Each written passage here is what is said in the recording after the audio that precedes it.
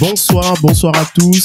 Bienvenue dans notre émission 1, 2, 3 coaching, l'émission qui parle de sport, mais pas que. Donc j'ai un peu parlé pendant le jingle. Donc voilà, je suis Jean-Alain, le chroniqueur de cette émission. Je suis coach sport sur Marseille et je vis donc à Marseille. Avec moi ce soir, j'ai deux chroniqueurs et coachs sportifs, Carlos et Adam. Bonsoir Carlos. Le micro. Bonsoir tout le monde. Et Adam qui est sur son téléphone. Bonsoir Adam. Et bonsoir, je partage le lien de la vidéo. Adam vont m'aider à animer les discussions. Alors vous savez que dans cette émission, nous recevons des coachs sportifs, des athlètes, des spécialistes de la nutrition, du sport santé, de la traumatologie, et nous abordons tous les sujets qui gravitent autour de la remise en forme, du sport santé ou de la préparation physique. Nous avons Jimmy à la technique et nous sommes au studio Black Feeling Radio. Je vous rappelle que vous pouvez nous suivre sur YouTube, sur Facebook, en live d'ailleurs ce soir, et en version podcast très bientôt sur la plateforme SoundCloud. Vous allez juste taper 1, 2, 3 coaching. Alors n'hésitez pas à liker, à partager, à commenter, à inviter vos amis. Et si ce podcast vous plaît, alors vous mettez un petit pouce en dessous sur ma chaîne YouTube. Alors les invités d'aujourd'hui, j'ai le plaisir de recevoir Nicolas Guglietta. J'ai pas écorché ton nom. Oui, j'irai Guglietta. Guglietta. Non, normalement en sicilien on dit Gugliotta, mais D'accord. on va faire la chose simple parce que les gens se trompent souvent au niveau de la prononciation. Ouais, de l'écriture, c'est Gugliotta. Guglietta, la voiture, l'Alfa Romeo. Donc on s'est planté complètement parce qu'on a écrit Guglietta. Ah ben voilà, je pars, au revoir. Bon, allez, je la refais alors. J'ai le plaisir de recevoir Nicolas Gugliotta. Gugliotta, avec qui donc on va parler de sport, mais aussi de philosophie. Il va nous faire en quelque sorte connecter notre cerveau et notre corps. Alors, on disait souvent, Nicolas, pour les sportifs, jadis, tout dans les muscles et rien dans la tête. J'ai envie de te dire ce soir, tu vas nous prouver que c'est tout dans les muscles et tout dans la tête aussi. Si j'ai quelque chose à dire, c'est pour reprendre un peu des propos philosophiques, c'est un monisme, c'est-à-dire qu'il y a une association entre le corps et l'esprit. Ouais. Je ne vais pas rentrer plus en détail. Tout à l'heure. C'est Descartes qui en parlait, ouais.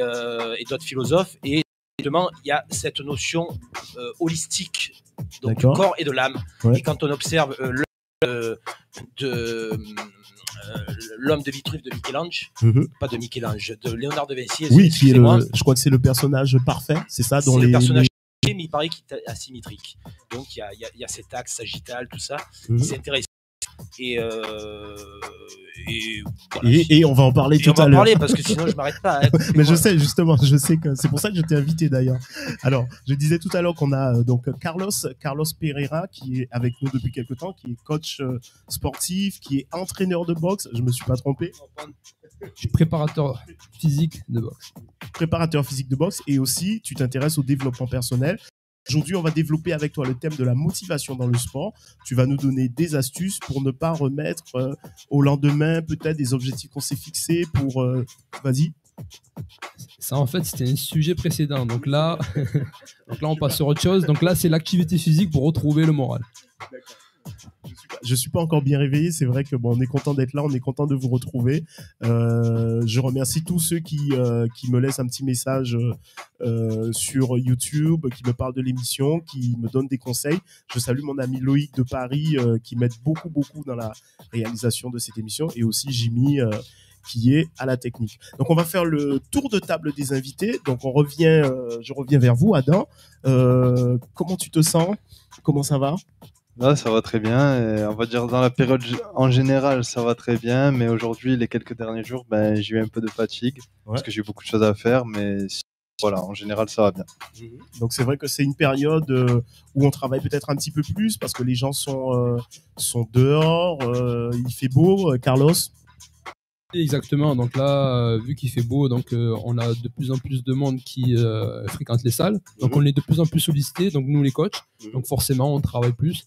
Et j'ai envie de dire que c'est le but. D'accord. Donc ça va toi en forme? Oui, ça va très bien. Oui. Ouais. Plein d'énergie. Plein d'énergie. Fait beau. Ouais. Donc on profite aussi du bon temps. Et on va essayer de donner plein de conseils à nos auditeurs pour qu'eux aussi puissent pratiquer en toute sécurité et être motivés. Voilà. Très bien, Carlos. Nicolas? Oui. tour de table. Donc, ton état d'esprit, en tout cas, merci déjà d'être venu, d'avoir accepté. C'est un plaisir. Ouais. Je viens pas de très loin, mais. Tu es Marseillais? Je à la suis base Marseillais, j'ai 42 ans. Ouais. Donc, Nicolas Gugliotta, je viens de les avoir. Vous avez voulu me faire un petit cadeau. C'est pas grave. Ouais. Je ne vous en Tu voudrais les pas. as eu quand? Aujourd'hui, hier? Non, 25 avril. D'accord. C'était il y a un mois. Donc, Bon anniversaire. Joyeux anniversaire avec un peu de retard. Ouais. Merci, on poussera la chansonnette un peu plus tard. Et toi, tu es sportif passionné, tu es un passionné, tu fais beaucoup de sport, donc on va développer ça tout à l'heure sur le Walk of Fame. Tu fais combien d'heures de sport par semaine? Entre 8 et 12 heures par semaine de sport. Et là, en ce moment, j'ai vraiment augmenté parce que je me suis mis ici à la boxe anglaise. Je prends des cours particuliers avec notre cher Wilson Varela qui est venu ici. Qui était là lors de la dernière émission. Ouais, exactement. Ouais.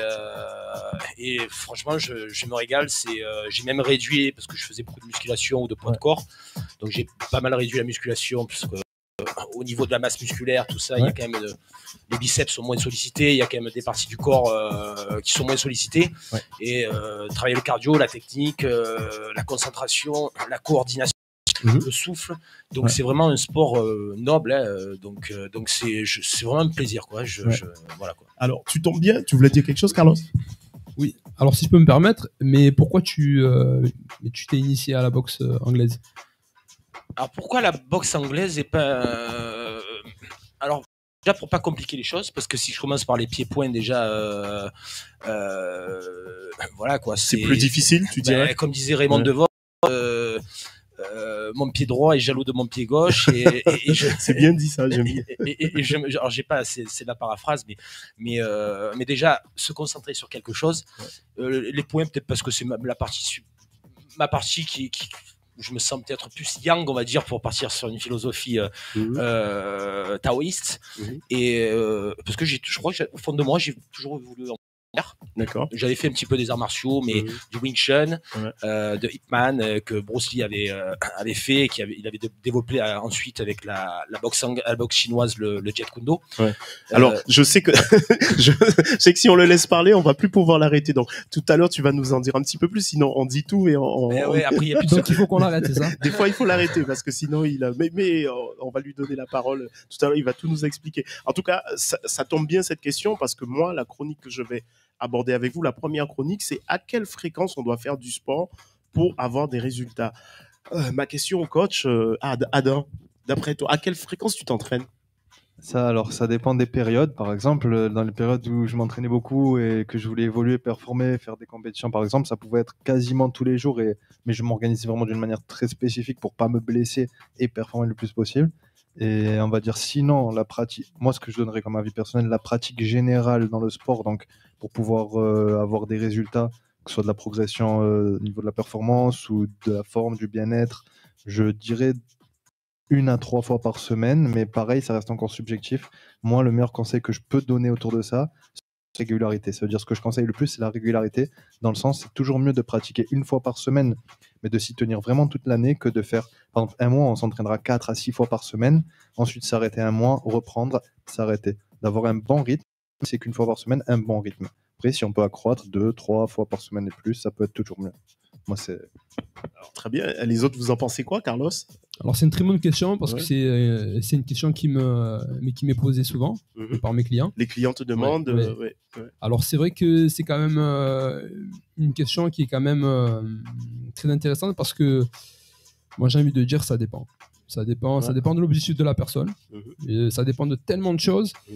Ça dépend de la disponibilité de la personne. Ça dépend vraiment de ce qu'elle veut faire. Et toi, à quelle fréquence tu t'entraînes en fait? Moi, je m'entraîne précisément tous les jours. Tous les jours. Ouais. Mais ça va pas être des entraînements intensifs tous les jours. Donc je vais varier. Donc ça va être donc des entraînements où ça sera souple, de style souplesse, et des entraînements où ça va être donc plus cardio, d'autres plus renforcement musculaire.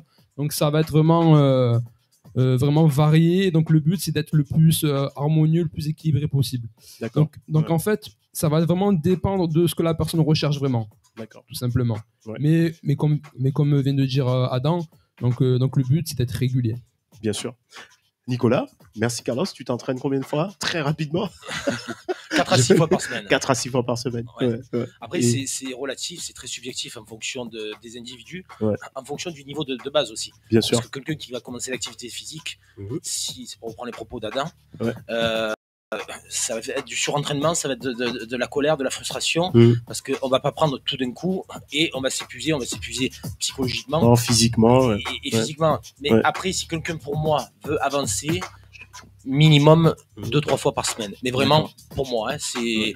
Mais peu importe le temps, moi je dirais à la limite, vaut mieux 3 fois 20 minutes d'entraînement. C'est comme marcher tous les jours que se faire 1 heure de course. Alors vous avez tous raison, vous avez bien répondu à la question. Donc le contexte en fait c'est que voilà, les beaux jours sont arrivés comme on a dit, les salles sont pleines à craquer, les parcs, il y a du monde et tous les gens ont envie de perdre un petit peu les bourrelets qu'ils ont accumulés en hiver, ils veulent augmenter leur masse musculaire, avoir plus de pectoraux, de bras, etc.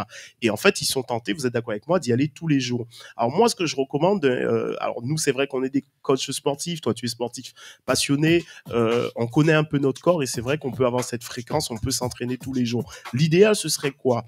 Alors, généralement, on conseille d'avoir une période de repos entre deux entraînements, surtout s'ils sont intensifs. D'accord? Donc, évidemment, encore une fois, ça dépend de votre niveau et donc de l'intensité de la séance, mais il faut savoir que c'est au repos qu'on progresse et pas lorsqu'on est en train de s'entraîner. Donc, quand vous faites une séance intense, par exemple, il y aura des bouleversements physiologiques dans votre corps et c'est surtout après, on parle souvent de stress, et c'est surtout après le jour où vous allez vous reposer que vous allez progresser et qu'il y aura une amélioration. Donc là, le premier conseil que je peux donner, c'est reposez-vous parce que c'est dans le repos que vous progressez. Ensuite, si vous faites des séances trop intenses tous les jours, vous allez vous blesser. D'accord? Donc, s'entraîner de manière intensive tous les jours, ça amène à des blessures et ça peut vous freiner dans l'obtention de vos résultats. Donc, il faut vous reposer suffisamment entre chaque séance, surtout si vous êtes débutant. On conseille généralement de faire 2 à 3 séances par semaine au minimum. Là, je suis d'accord avec vous, c'est un peu ce qui ressortait. Il y a même, comme vous dites, des gens qui s'entraînent tous les jours, mais les spécialistes disent 2 à 3 séances par semaine. Alors, si vous êtes débutant, c'est peut-être mieux de faire des séances courtes, d'accord, de 20 à 30 minutes. Mais si vous êtes confirmé, vous pouvez aussi faire des séances courtes, mais intenses. Donc, le HIIT qu'on connaît, High Intensity Training, qui permet vraiment de brûler des calories, d'améliorer son métabolisme de base. Ce type de séance est efficace.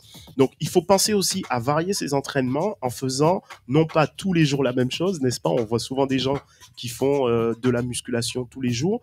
Mais moi, mon conseil, c'est qu'il faut aussi vous diriger vers des activités un peu différentes, comme le yoga, le pilate, le stretching, qui vont vous permettre de récupérer, de travailler d'autres qualités physiques comme la souplesse, la mobilité, et qui vont surtout vous permettre de vous vider la tête. Si vous vous entraînez tous les jours, si malgré ça, vous vous dites, bon ben voilà, je veux vraiment avoir un objectif et je veux m'entraîner tous les jours, il y a une solution qui est d'utiliser le poids du corps, donc de faire des exercices au corps, donc avec peut-être un petit peu moins d'intensité que si on a des charges lourdes, mais vous allez vous entraîner à votre poids de corps et vous allez vraiment essayer de ne pas dépasser un temps de 20, 30, 40 minutes maximum. Et vous connaissez tous la petite phrase qu'on retrouve maintenant sur les applications qui nous disent de faire combien de pas par jour, messieurs? Combien de pas recommandés? Ça, c'est la petite question. Je la pose au coach d'abord.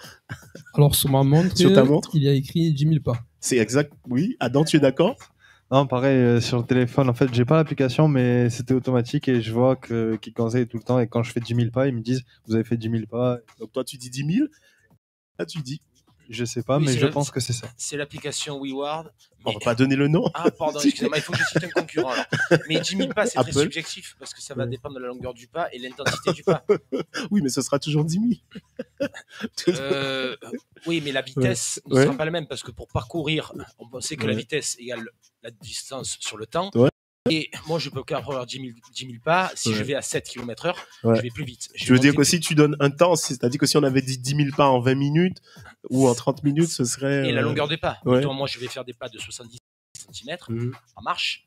Il y a des gens qui vont avoir peut-être 50-60 cm. Donc, il va falloir faire beaucoup plus de cadence pour parcourir la même distance. Donc, tu es un vrai philosophe, toi. On sent qu'il va, tu sais, il y a un peu de mentaliser aussi. la chose. Mais c'est vrai que vous avez raison, c'est 10 000 pas, Carlos. Mais c'est vrai que c'est réfléchi, monsieur Kijini.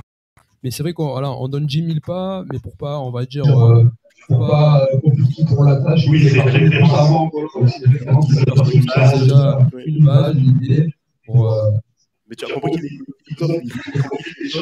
Et moi, j'avais une réflexion finale sur la distance. Ouais. C'est ça qui est important. Toi, tu dirais beaucoup plus la distance que le nombre de pas. Complètement. D'accord. Et surtout le temps qu'on a mis pour faire à peu près cette distance. Après, si c'est pour aller travailler tout ça, on sait à peu près quelle distance on a parcouru. Mais moi, en ce moment, je sors du sport, je me fais le tour du quartier, je me fais 2-3 km en marche rapide, parce que ça me fait du bien, il fait bon, j'ai pas envie de rentrer chez moi. Donc, je vais, voilà, et c'est la distance parcourue qui est parce que faut mieux marcher à 7 km/h pour les gens qui veulent perdre ou quoi, et faire un peu de fractionné finalement en marchant, c'est moins traumatisant que la course à pied. Là, c'est sûr. Je fais une petite digression par rapport au sujet, mais bon, c'est ma conception philosophique et épistémologique de la chose. Ok, c'est très bien. Alors si on fait un petit récap, c'est intéressant tout ce que vous dites. Donc effectivement, il faut une période de repos dans vos entraînements. C'est dans le repos que vous progressez. Évitez des séances trop intenses, surtout si vous démarrez. Reposez-vous suffisamment entre 2 séances intenses si vous êtes confirmé et que vous en... D'accord ? Pas plus de 3-4 séances par semaine. Et pensez à varier vos entraînements, à faire aussi d'autres activités. Ne faites pas que de la musculation ou que de la course à pied, mais essayez de découvrir autre chose. Voilà, on va passer à la deuxième séquence qui est le coup de cœur et le coup de gueule. J'espère que tout le monde a préparé un coup de cœur et un coup de gueule. On commence par Adam. Il est en train de boire ceux de l'eau, je l'ai eu. Alors, donc coup de cœur. Alors c'était par rapport au club, par rapport à mes adhérents. Du coup, coup de cœur parce que je suis content qu'ils aient tous... En fait, là, depuis un moment, je remarque des évolutions des membres qui reviennent souvent dans les cours en groupe. Et il y en a pas mal qui ont évolué. Je croyais que tu allais dire je suis tous contents parce qu'ils ont le Covid. Pourquoi non. C'est le truc qui m'est passé par la tête. Non, je suis content de voir qu'ils évoluent. Et voilà, si on regarde la vidéo, donc ça fait une petite dédicace. Mais je suis content que au fur et à mesure, au fil du temps, les personnes ils ont des résultats. Oui, il y a des résultats. Chacun a eu des résultats. C'est ton coup de cœur. Oui, coup de cœur, bien sûr. Et coup de gueule, il n'y en a pas vraiment un en ce moment, mais voilà. Ce serait plus des problèmes personnels. Donc, dans les problèmes personnels, j'ai un coup de gueule par rapport à l'assurance de ta voiture. Je sais tout. Du scooter, mais oui, voilà, c'est ça. Voilà. Ça, donc, on va en parler la prochaine fois si tu es d'accord. Peut-être. Hein. Comme ça, tu seras calmé. Et, merci Adam pour ton coup de cœur. Carlos. Oui. Alors moi j'ai un coup de cœur. Donc le coup de cœur c'est exactement la même chose qu'Adam. C'est l'assurance de la voiture ? Non, c'est pas ça. Non, c'est en fait je suis fier des personnes que j'entraîne car elles sont très sérieuses et elles ont réussi à avoir vraiment tous les résultats qu'on s'était fixés. Donc ça c'est vraiment le coup de cœur. Donc je tiens à les féliciter. Donc si elles nous voient. Ouais. Et le coup de gueule, c'est le renouvellement donc, de contrat de Mbappé à 100 millions d'euros par an. Jimmy était en train d'écouter. C'est abusé. Ouais. Bon, toi, tu penses que les footballeurs gagnent trop d'argent ? Oui, je pense qu'ils gagnent trop d'argent. D'accord. C'est ton coup de gueule. Voilà, c'est mon coup de gueule. Rien à rajouter. Non, pas pour là-dessus. Ça. Ok, ça va. Nicolas, coup de cœur, coup de gueule. Alors, j'ai attrapé un coup de cœur. Alors, pour rester sur le sport de haut niveau, mais là, je vais plus partir sur le tennis pour un coup de cœur. Donc, c'est toute cette histoire, un petit peu, ça rentrait dans des considérations internationales ou quoi. Djokovic qui a pu jouer justement Roland Garros parce qu'il avait été interdit de Wimbledon et en Australie, l'Australie par rapport au Covid, tout ça, je trouvais ça un peu inadmissible. Moi, c'est mon avis parce que ça reste un sportif, comme disait Pierre de Coubertin, c'est le fondateur des JO. Oui, mais on en a parlé on en a parlé dans une émission, mais on est d'accord quand même que c'était une règle qui était pour tout le monde, pour le monde entier, et ce qu'on lui reprochait, c'était de ne respecter cette règle-là, fût-il un sportif de haut niveau. Oui. Après, c'est vrai que. Mais lui, c'est vrai qu'il voulait pas se faire imposer une thérapie génique, quoi, parce qu'en plus, il est très branché sur les médecines douces parallèles. Et voilà, donc, je trouvais que c'était assez, surtout que c'est un grand champion, quoi. Hein, donc là, tu es content parce qu'il a pu rejouer, c'est ça, d'accord? Oui, qu'il y avait considération. En plus, il a gagné ou pas? J'ai pas suivi. Non, ça vient de commencer. Ça vient de commencer, oui, je crois que ça a commencé. J'ai pas encore regardé. Ouais. Mais je regarde moins parce qu'il y a de moins en moins de Français, donc. Il y a Tsonga quand même qui. Il y a Tsonga. Mon fils aussi, ouais, je crois. Mais c'est vrai que je suis moins. À l'époque, je suivais beaucoup. D'accord. Et le coup de gueule, bah, c'est un petit peu aussi géopolitique à l'international, c'est qu'on empêche pour les JO, pour les compétitions internationales, les sportifs russes de participer, de jouer, quoi. Donc là, on revient. L'important, c'est de participer de Pierre de Coubertin. Et ils n'ont rien demandé. C'est pas eux, par rapport à ce conflit, qui sont initiateurs ou qui ont pris les armes, on va dire. Et je trouve ça déplorable parce que, en plus, les Russes, c'est quand même à tous les niveaux.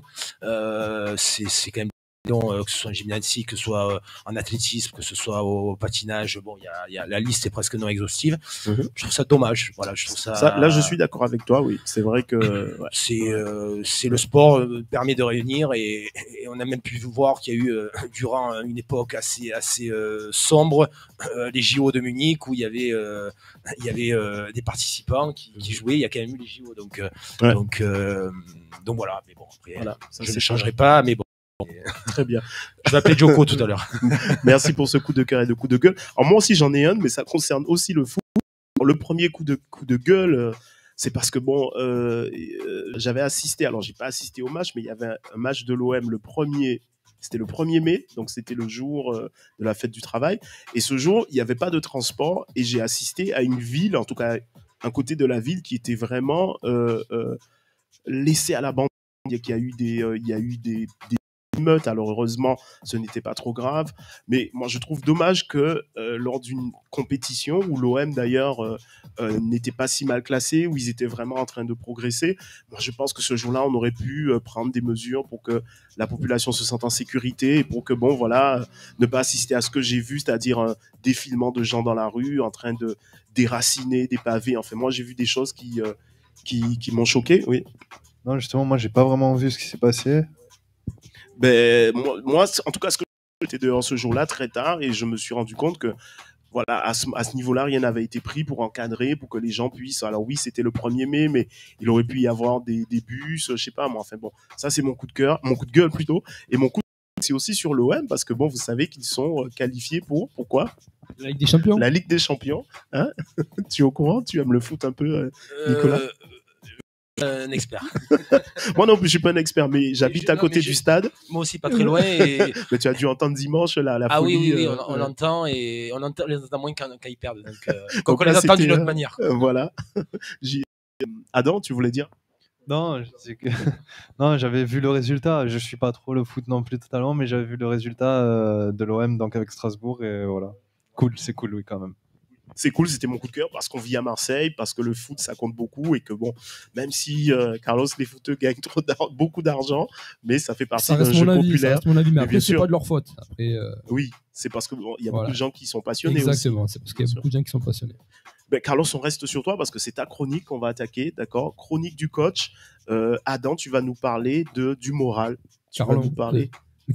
Carlos. J'ai dit Carlos, non? Carlos. Bon, ben voilà. Je vous ai dit, je suis un peu fatigué. Donc oui. Ouais. Donc là, aujourd'hui, je voulais aborder l'activité pour retrouver le moral. Ouais. Donc je trouve que c'est un sujet qui est super intéressant parce qu'il y a beaucoup de personnes qui n'ont pas forcément le moral et justement, ils ont un antidote qui est vraiment express et radical, qui est l'activité physique. Tu trouves qu'il y a beaucoup de gens en ce moment qui n'ont pas le moral ou Je dis pas en ce moment, mais il y a toujours eu des personnes mais qui n'ont pas forcément le moral suite aux avis. Et le sport permet justement donc de pouvoir échapper, donc sortir un peu de ce cercle négatif. Néfaste. Ouais. Voilà, néfaste. Ouais. Alors, avant que tu commences, j'avais 2 questions à te poser. Donc, déjà, qu'est-ce qui t'amène à parler de cela? Et est-ce qu'il y a un lien entre le moral, donc ce qui se passe dans la tête, et le corps? Oui, exactement. Donc, les deux, ils vont ensemble. Hein, ils fonctionnent ensemble. Et donc, vraiment, d'où l'importance vraiment donc d'avoir une activité physique régulière pour justement être équilibré entre justement l'esprit et le corps. Et donc là, le but, donc, c'est de donner 5 clés qui vont donc justement permettre de comprendre comment ça se fait que l'activité physique est aussi importante et primordiale pour avoir un bon équilibre Dans sa tête. au niveau du moral. Oui. Exactement. Ouais. Alors vas-y, on t'écoute. Alors le premier point que j'aimerais aborder, donc c'est que l'activité physique, elle sécrète donc l'hormone du bien-être. Donc l'endorphine. L'endorphine fait partie donc des 4 hormones donc du bien-être. Et elle est sécrétée notamment lorsqu'on fait une épreuve physique. Lorsqu'elle est sécrétée, on va ressentir un moment de bien-être. C'est pour cela que beaucoup de personnes justement cherchent à faire du sport pour ressentir donc ce moment de bien-être. Donc ça, c'est un premier point. Donc. Deuxième point, donc c'est un anti-stress super efficace, donc qui va permettre justement donc de baisser donc les taux de hormones de stress.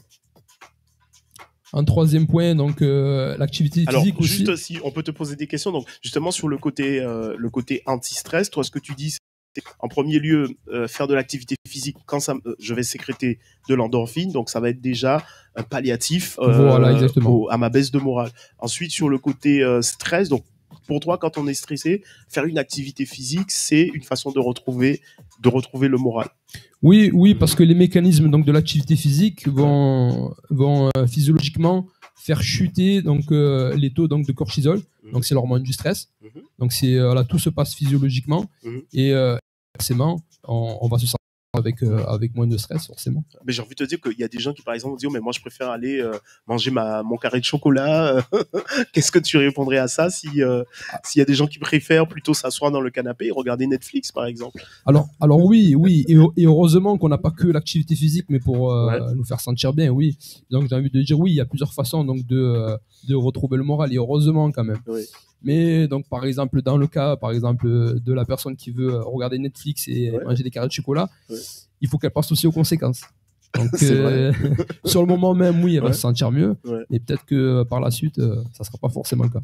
Très bien. Qu'est-ce que vous en pensez rapidement On va dire Netflix et le carré de chocolat, c'est la récompense. C'est toujours pareil. Si on va dans l'excès, et c'est pour parce que je suis un petit peu là pour parler de philosophie, on va dire. Aristote avait écrit un ouvrage qui s'appelle Nicomaque où il parlait de défauts, d'excès et de juste milieu. Donc après, on peut partir dans des excès et surtout ne pas culpabiliser parce qu'on a tendance dans une société à faire culpabiliser. Oui, tu as mangé. Non, tu prends du plaisir sur l'instant. C'est ça qui est important. D'accord. Donc moi, ce que je dis, c'est, Carole, tu seras d'accord avec moi, faites du sport. Mangez le carré de chocolat après et regardez Netflix pour vous récompenser. Mais comme il dit Nico, du moment qu'après on n'est pas frustré, donc ça va. Mais après, il faut penser aussi aux conséquences que ça a. Si on commence à manger des carrés de chocolat tous les jours, forcément, il ne faut pas se plaindre qu'à la fin, au niveau de la balance, ça ne bouge pas. Ça va peser. On passe au troisième point. Voilà, donc le troisième point, donc c'est un point, je pense, qui est vraiment super important à mon avis. Donc ça permet aussi d'améliorer donc les liens sociaux. Donc d'après une étude de longue date, mais qui a été faite, l'un des ingrédients qui permet justement donc d'atteindre donc ça serait avoir donc des liens sociaux qui sont quand même forts, réguliers, positifs. Donc ça fait partie vraiment donc des ingrédients vraiment du bonheur. Donc d'être bien entouré, de côtoyer les bonnes personnes. Donc toi, ce que tu dis là sur ce troisième point, c'est que si je suis stressé, si j'ai pas le moral, le fait d'aller faire un sport, peut-être un sport collectif à ce moment-là, avec un sport collectif ou même donc un sport en salle, le fait justement donc de voir les personnes, donc de dire bonjour aux personnes, le fait de voir un sourire, de voir les personnes s'entraîner, se sentir bien, ça va nous donner envie aussi de nous entraîner, de nous sentir bien, d'avoir le sourire. Donc c'est super important. D'accord. Adam, tu en penses quoi? Toi qui justement fréquentes des gens, il y a des gens qui viennent te voir.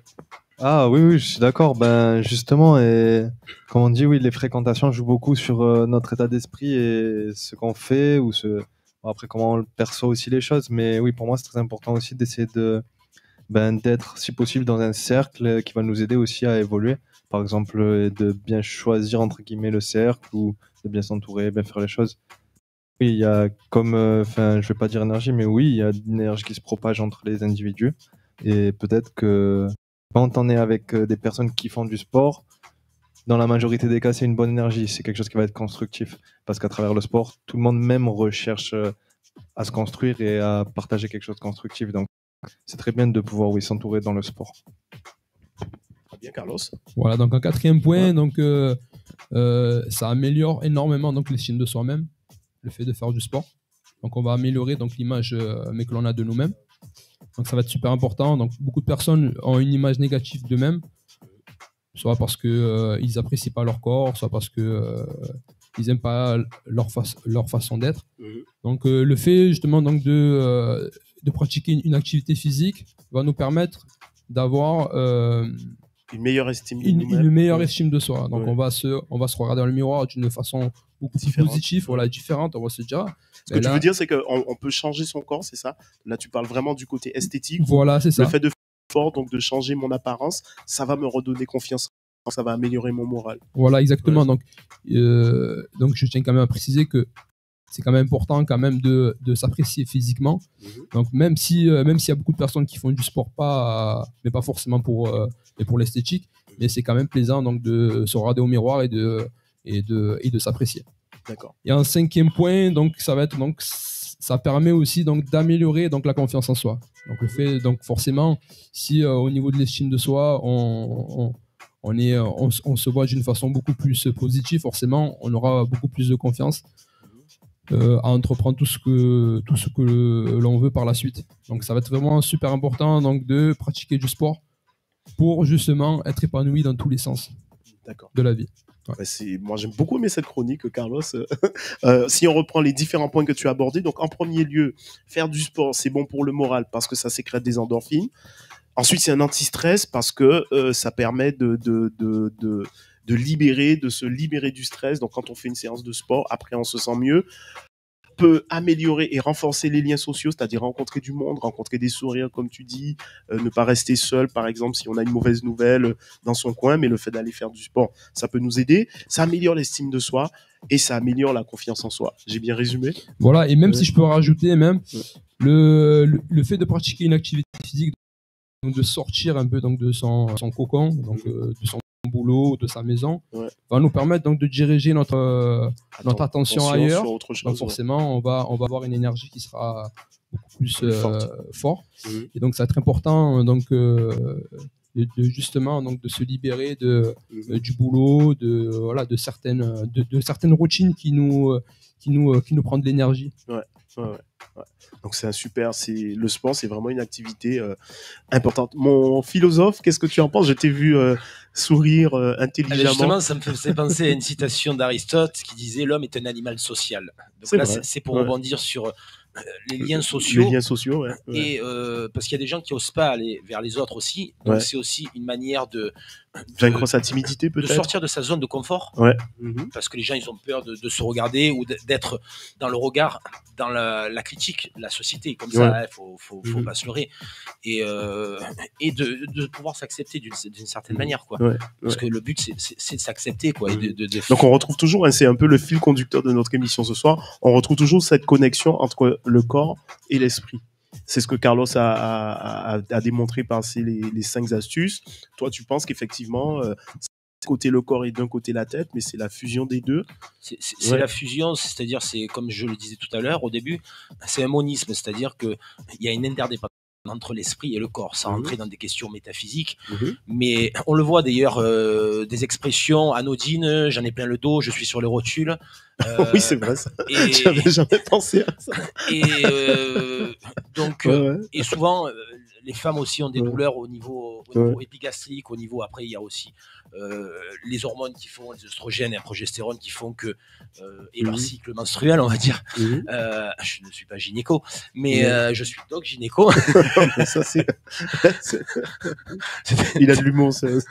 Mais et donc c'est vrai que, comme il disait Carlos, donc il y a le cortisol, donc c'est, on va dire, l'opposé c'est l'hormone du stress qui est située au niveau des glandes surrénales et qu'on sécrète. On a tendance, c'est une hormone qui est hyperglycémiante.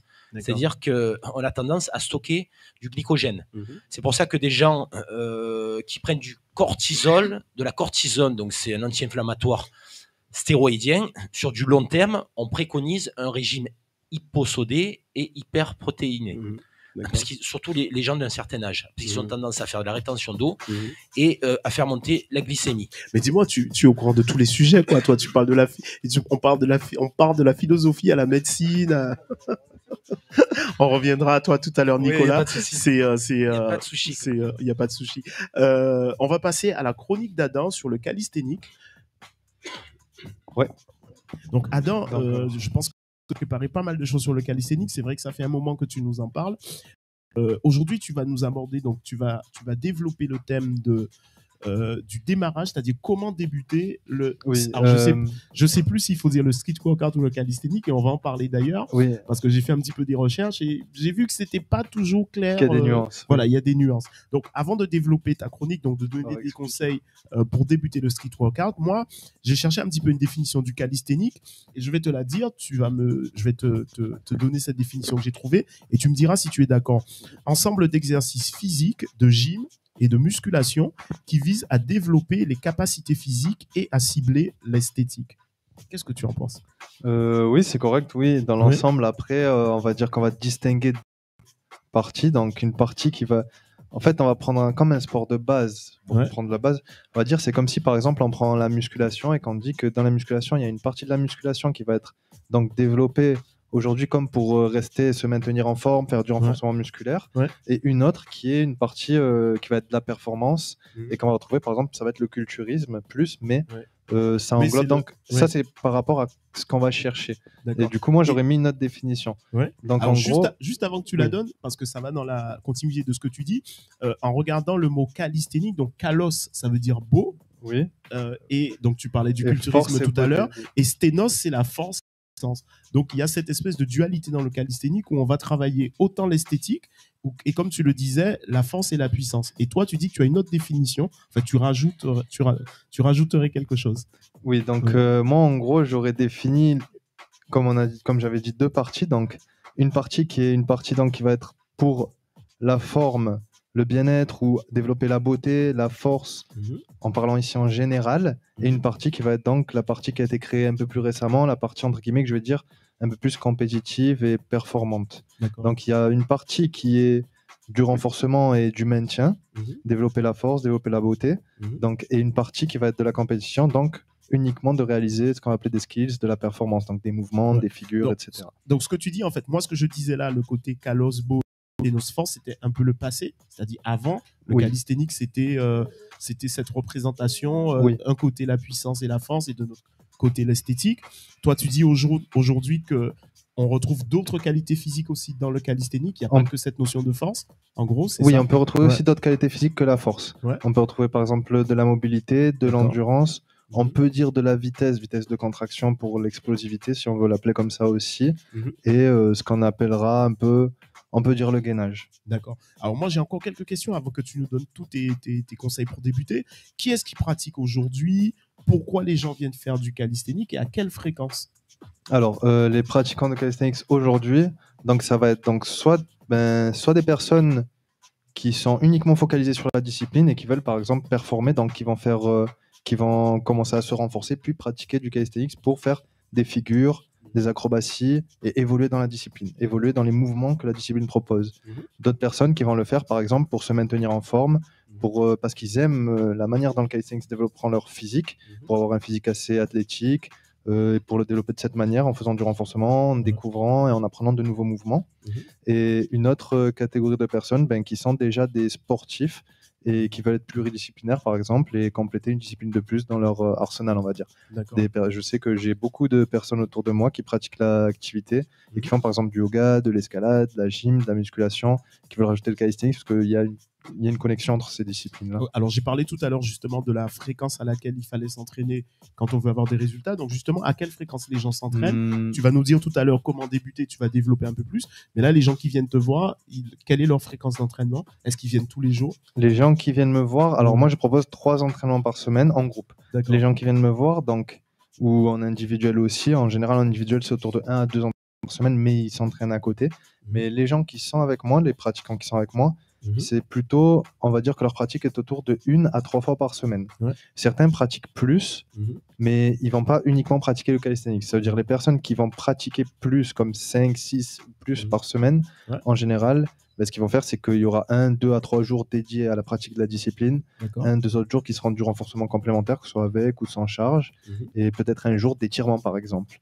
Mais je dirais autour de 1 à 3 fois par semaine. Alors, j'aurais encore des questions tout à l'heure, avant que tu nous abordes vraiment ces différents points pour débuter le street workout. Est-ce que vous avez des questions, Carlos, sur...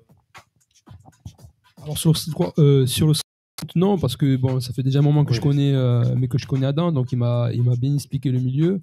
Mais par contre, voilà, j'ai des questions à poser à notre ami, Nico, donc par rapport au sport. Donc, je voudrais savoir, donc, depuis combien de temps tu fais du sport? Alors, depuis combien de temps je fais du sport? Depuis que je crois que je suis né, je fais du sport. Depuis le berceau, ouais. Non, étant plus jeune, j'ai fait des sports comme du basket, du foot. Est-ce que tu as fait du street workout? J'essaye de rester un peu sur le thème de... J'ai essayé d'en faire au Prado, à l'Escale. Ouais. Bon, maintenant, ils ont aménagé tout ça. Et je m'entraînais, il y avait des barres pour faire des dips, des barres à traction. Je faisais quelques kilos de moins.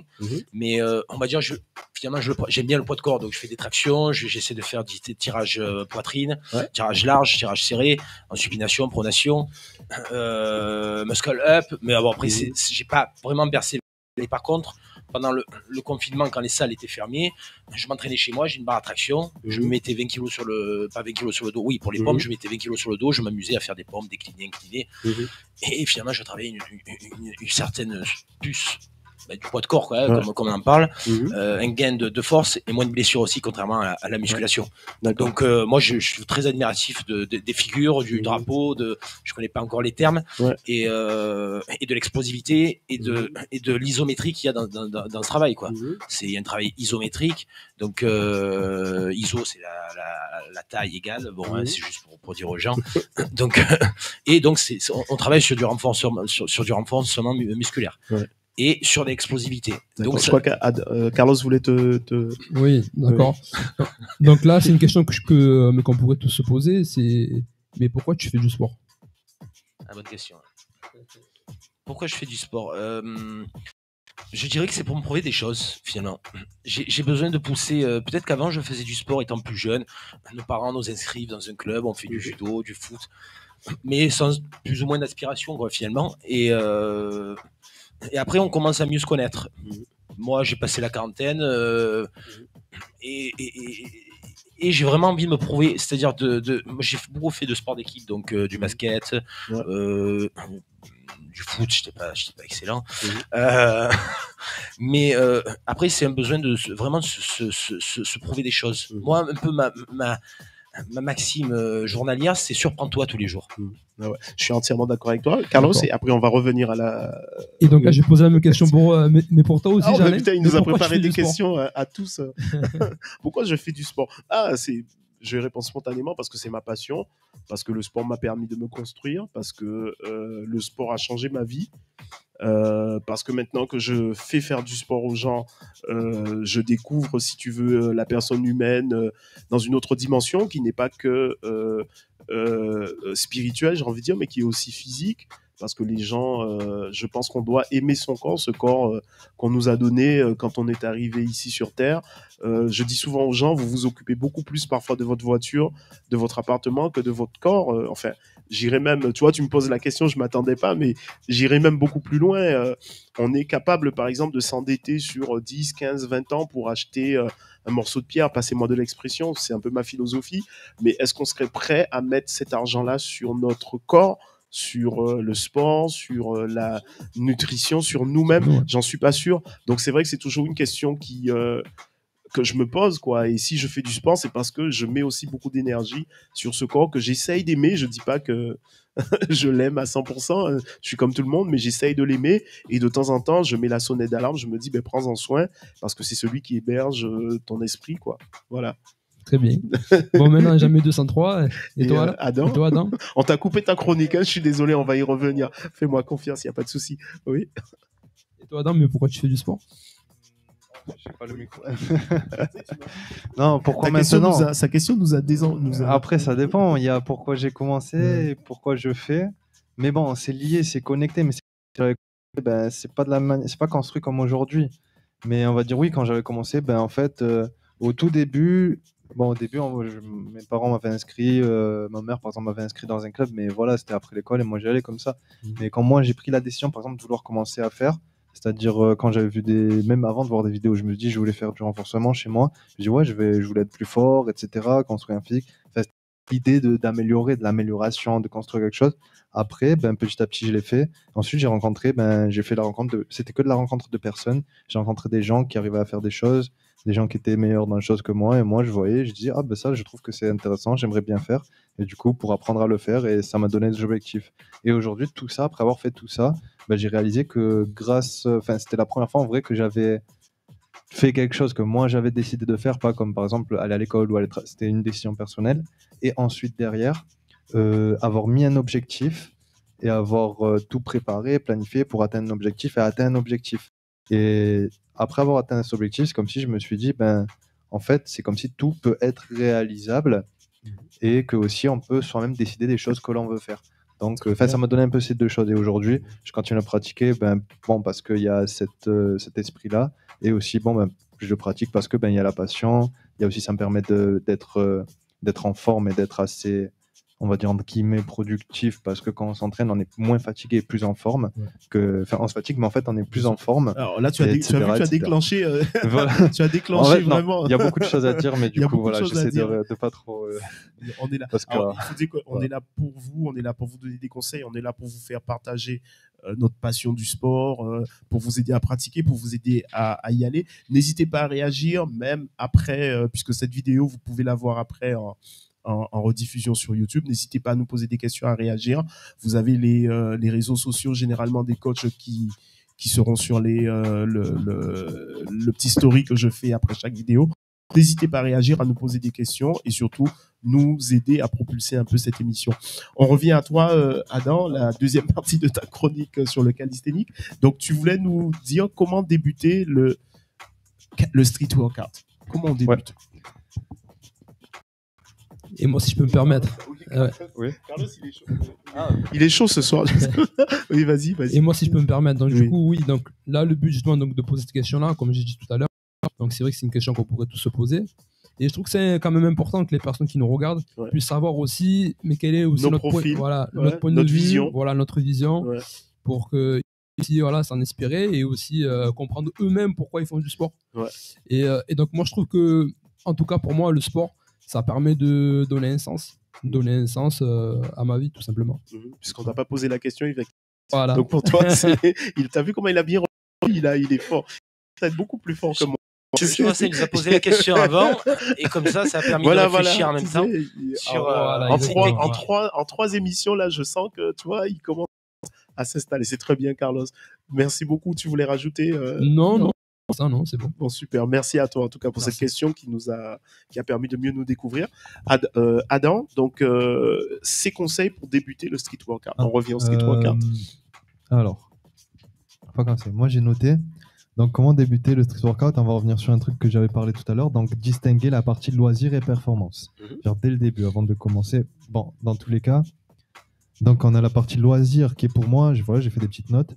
Donc, la partie loisir qui va être la partie, peu importe l'objectif, la partie loisir, on a distingué la performance dans le sens où, dans le loisir, on va privilégier la sécurité.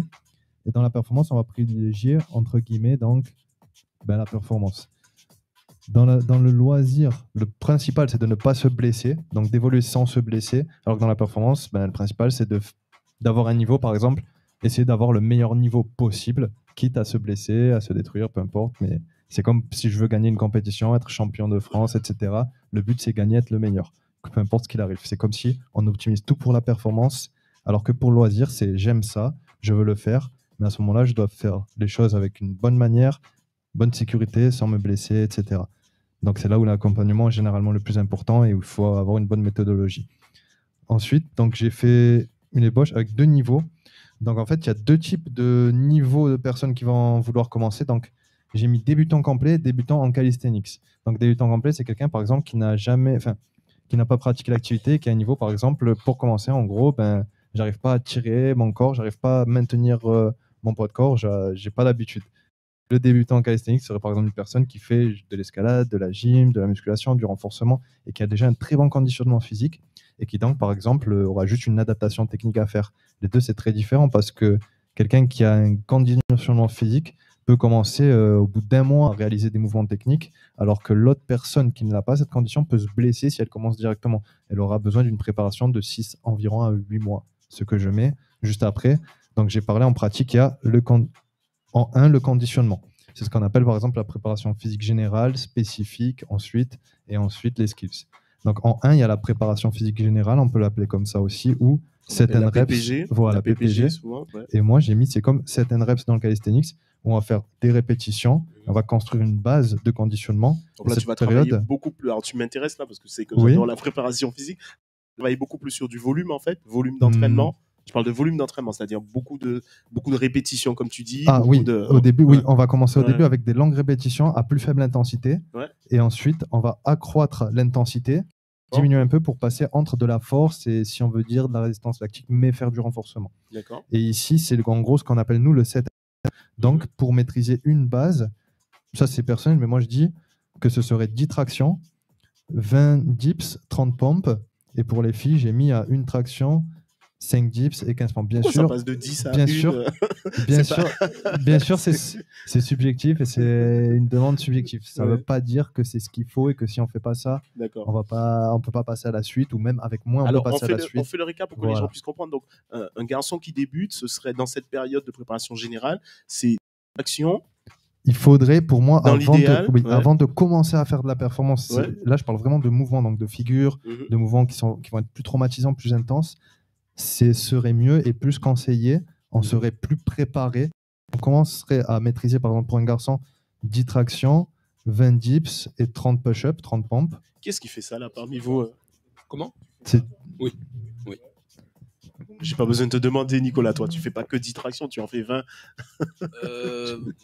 Non, un tirage large, le maxi 15. Mais d'accord. Peut-être pas que ça en perd vite. Oui, non, c'est ça, c'est 10 tractions, c'est ça que j'ai mis dans. Et après, c'est les dips que j'ai mis à 20, en fait, les pompes à 30. Ce qu'il dit, c'est que la base pour passer aux autres mouvements, c'est d'être capable de faire 10 tractions. C'est vraiment faire de la performance. Avant de les paliers, quoi. Ça permet... Là, il y a la période préparatoire où tu vas justement, en fait, si tu veux le socle de compétences et de pouvoir faire ces 10 tractions. Oui, ça, c'est en répétitif. Tu passes à autre chose.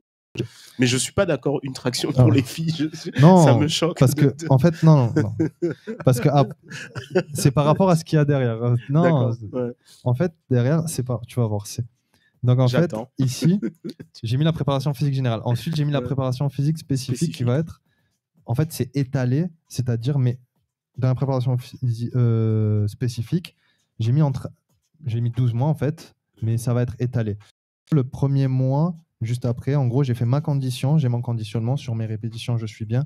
Ensuite, avant quand même d'attaquer les mouvements techniques, les figures, etc., les mouvements de force, je vais quand même faire une préparation vraiment par rapport à ces mouvements statiques. Ça veut dire avant de faire un muscle-up ou un handstand ou front lever ou travailler pour des planches, je vais quand même faire du renforcement, mais adapté à ces mouvements statiques. Avant d'aller attaquer. C'est ce qu'on appelle des figures, généralement, dans votre activité. Oui. Et le statique, on l'appelle. Et du coup, donc, un mois où je fais vraiment des renforcements avec des postures, des mouvements précis. Et après, bien sûr, je le garderai, ce renforcement complémentaire. Ce sera comme les exercices d'assistance à la performance. Mais ensuite... Comme on fait en force, par exemple. Et ensuite, je pourrais là, en parallèle, les skills, qui sont les performances ici en 3. En fait, si j'ai distingué pour les filles que j'ai mis moins que les garçons, c'est parce qu'en général... Les garçons vont plus se diriger sur des performances ensuite de force en général, et les filles vont toujours compenser avec plus de mobilité dans les mouvements. Ça veut dire par exemple, les garçons vont toujours vouloir se diriger vers des planches, front lever, et les filles vont se diriger vers des handstands, des presses, des mouvements dynamiques. Ici, ensuite, dans les performances... Alors, ça tombe bien ce que tu dis là, parce que j'avais des questions qui vont dans ce sens-là. Est-ce que tu as des formations par exemple pour devenir comme tu as en CrossFit par exemple, des levels pour devenir prof de calisthénique, je sais pas si ça se dit. Ah oui. Est-ce que tu as des formations internes? Est-ce que tu as une fédération, une association comme tu retrouves dans le CrossFit? Ben en fait, il y a des fédérations, il y a une fédération mondiale Il y a une fédération mondiale de calisthenics Mhm. qui est en Russie. Du coup, quand on avait parlé de la Russie, là-bas, il y a de très très Il rigole. Voilà, c'est de là-bas que ça vient. Si on veut, les deux pays, les zones où c'est le plus développé, ben, on a la Russie et les États-Unis. Les États-Unis parce qu'ils développent beaucoup le sport, Mhm. donc c'est très développé. Et la Russie, c'est parce qu'il y avait beaucoup de gymnastes, il y avait beaucoup D'accord. d'athlètes qui étaient très forts qui viennent de là-bas. C'est là où il y a eu les championnats du monde, même Ouais. les pays de l'Est en général. Donc ça veut dire si on veut se former, il faut aller en Russie. Non, non, non, non. Mais Si tu veux. en fait, Oui. là-bas, ils ont une fédération. En fait, C'est un la peu malvenu fédération- en ce moment. Non, la fédération propose des formations en Ouais. ligne, etc. Mais on va dire qu'il n'y a pas de formation officielle comme on pourrait trouver par exemple en France pour le BPGEPS ou d'autres formations, même avec le CrossFit. CrossFit. Si- puisque- ouais, oui, ouais, en calisthenics, il n'y a pas de formation officielle. En fait, si, il y a des formations qui ont été faites, mais c'est des mini-formations par des athlètes ou par des coachs Ouais. ou des entreprises, etc. Et donc, tu as des privés. compétitions aussi. Est-ce que ma question aussi, je la posais Oui. sur la compétition. Donc, est-ce qu'il y a des formations? Est-ce qu'il y a des compétitions de calisthénique en France? Oui. Après, Ouais. attends, juste non, c'était pour juste finir avec la. Parce que moi, Alors, j'ai quelque chose que je voulais faire. D'accord. Justement, pour la formation, à terme, moi, je voulais développer Ouais. une formation, mais pas une formation, mais je voulais proposer comme des workshops.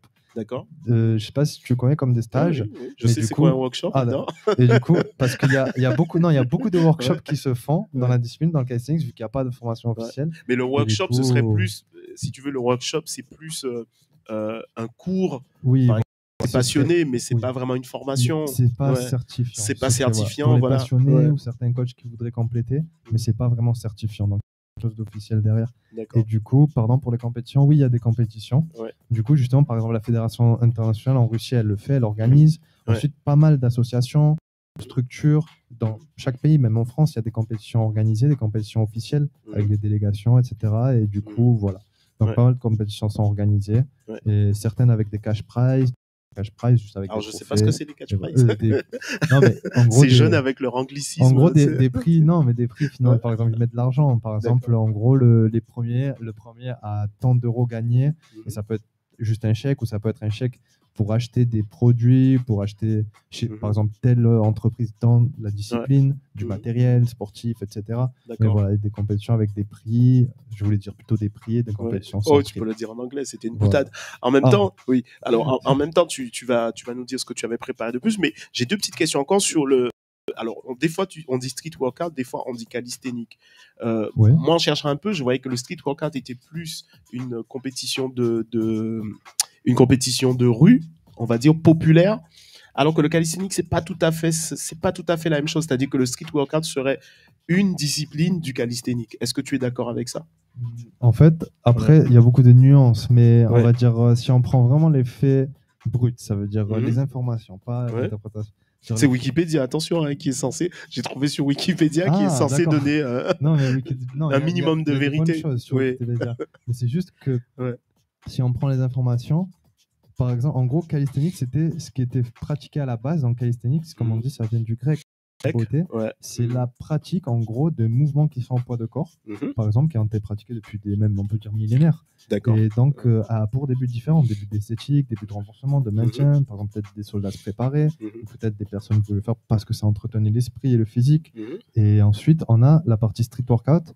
Et ce workout, ça n'a pas été créé, en fait, ça a émergé. Sur YouTube, on a vu des vidéos Mhm. avec des vidéos qui proviennent de base de ces deux zones, les zones Europe-Est et la Mhm. zone États-Unis, Ouais. avec des mouvements, des figures, que ce soit dans certains lieux, des mouvements, des figures de renforcement musculaire Mhm. sur du mobilier urbain, et Mhm. d'un autre côté, des figures, des acrobaties inspirées de gymnastique. On a vu Dont chaque la fois- gym suédoise, on en a parlé tout à l'heure. J'ai vu que par exemple, la gym suédoise, où la spécificité, c'est que tu as un partenaire qui va t'aider à réaliser un mouvement pour une addition on va dire de résistance. Est-ce que c'est un peu de ça dont tu parles En fait, non, aussi? justement, Pas ça du a tout. été repris, Ouais. et je pense que c'est une autre discipline, mais parce que quand on fait la traduction en anglais de calisthenics, on trouve gymnastique suédoise. Ah, Mais au oui, final, effectivement, moi, je me rappelle. Je pense que c'est une autre c'est- discipline.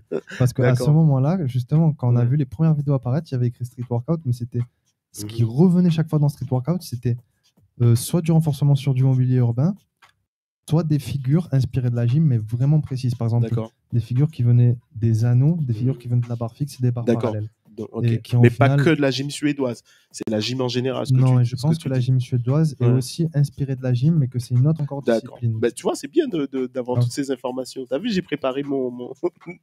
Donc voilà, tu voulais rajouter des choses par rapport à la préparation spécifique dont tu parlais, les différents mouvements. Oui, voilà, on peut résumer du coup. Pour résumer, en gros, donc il faut toujours distinguer loisir de performance.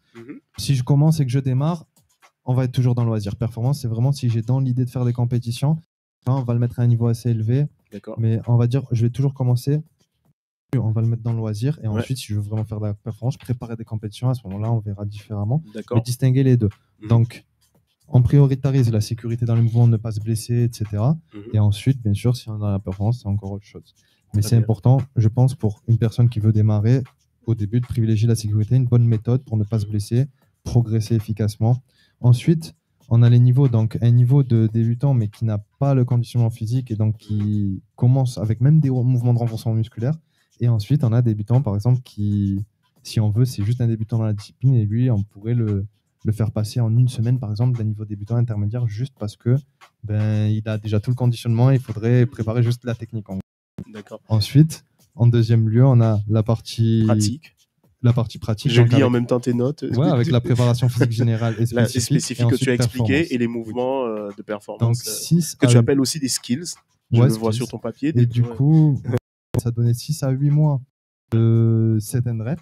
Et ça, c'est par exemple, en gros, voilà, par exemple, quelqu'un qui a déjà une bonne base dans la musculation ou du renforcement général peut déjà avoir cette préparation-là parce qu'au final, les set and reps, ça va être juste du renforcement musculaire pour préparer.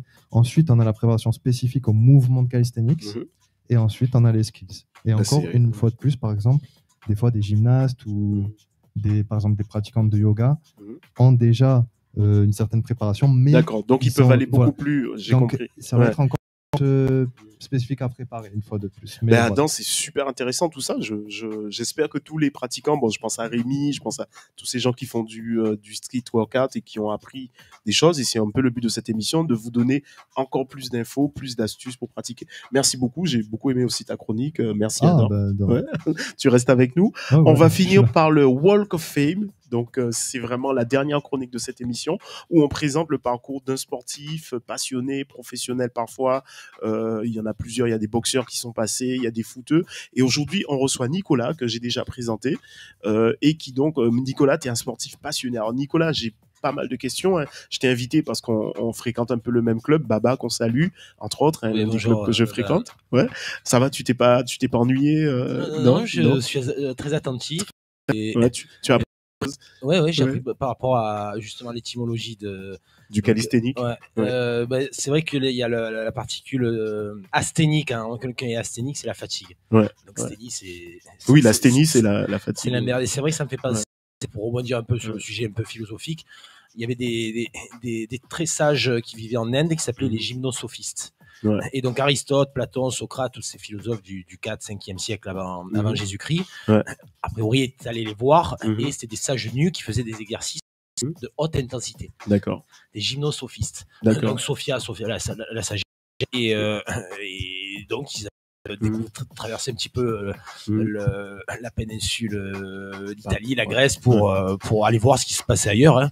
Donc je pense que ça existe déjà même en Asie, tout ça, avec les arts martiaux, tout ça. Donc alors tu es vraiment un puits de science. Tu sais, je t'ai préparé plein de questions, comme ça on va essayer de suivre un peu le fil de ta pensée. Alors moi, ce que je veux savoir, c'est dans le passé, qu'est-ce que tu faisais, tes activités physiques, ce que tu as fait comme sport. J'appuyais sur la touche de la télécommande et Netflix n'existait pas. Non, je rigole. Je devais avoir 5 foot sur Marseille. Et quelques années, mais mon père m'avait mis avec mon frère au foot, mais je n'étais pas forcément doué. Il y avait pas dans ce club, il n'y avait pas, je ne vais pas citer le nom, il y a prescription, mais non. Mais il n'y avait pas forcément, et je n'étais peut-être pas doué pour ça. J'ai fait du judo aussi, qui m'a beaucoup apporté de l'âge de 7-8 ans jusqu'à peut-être la ceinture verte, mais sans rentrer dans la compétition. Donc c'est un art martial japonais. Donc tu as fait des compétitions aussi? Non. En plus, non. En judo, mais je faisais des stages on partait dans les Alpes, on faisait des stages pour intensifier tout ça. D'ailleurs, mon prof s'appelait Gilbert Kessel. Je ne sais pas s'il est toujours super au top, quoi. Il y avait vraiment Tu vois, il y a toujours une référence à la littérature parce qu'il y a un auteur qui s'appelle Kessel qui a écrit Le Lion. Ça te parle? Kessel, ouais, je connais. Et lui, il s'appelait. On vous a dit ce soir, c'est pas tout dans les muscles, hein, c'est aussi tout dans la tête. Et quelqu'un de Joseph Kessel. Joseph Kessel, qui est, je crois que il était dans la Résistance ou un truc comme ça. Il a même rajouté plus que. Vas-y, c'est bien. Ouais. Et donc le judo, ça m'avait. Il y avait un côté ludique, hein, on était jeunes, tout ça. Ouais. Mais pour l'équilibre, pour le contact et le parce qu'on gagnait des autocollants, il y avait marqué respect, il y avait une certaine, ça c'est dans la philosophie. C'est vrai que dans le judo c'est un sport où tu as, je trouve qu'il y a une éthique, il y a une des valeurs, oui, des valeurs super importantes. Dans le foot.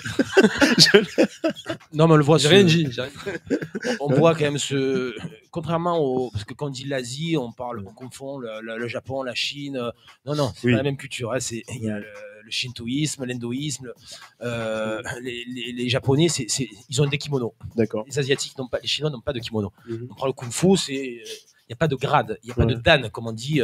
Le judo, le karaté, le karaté bushido, le karaté, c'est un art de vivre. Et c'est là où on rebondit à la philosophie. C'est-à-dire que faire du karaté, c'est pas faire seulement de l'art martial. C'est-à-dire c'est progresser, persévérer. On peut faire du karaté en cuisinant, par exemple, ou en faisant de la musique. J'aimerais bien voir ça. Mais là... c'est une vision, c'est une façon de... Oui, c'est dans la vision. Voilà, il y a une version philosophique. Je vous ai dit qu'il allait vous surprendre. Hein. et un art de vivre. Voilà, je fais une petite digression. Et donc le judo, j'ai fait du tennis, c'était à La Rose, dans le 13e arrondissement.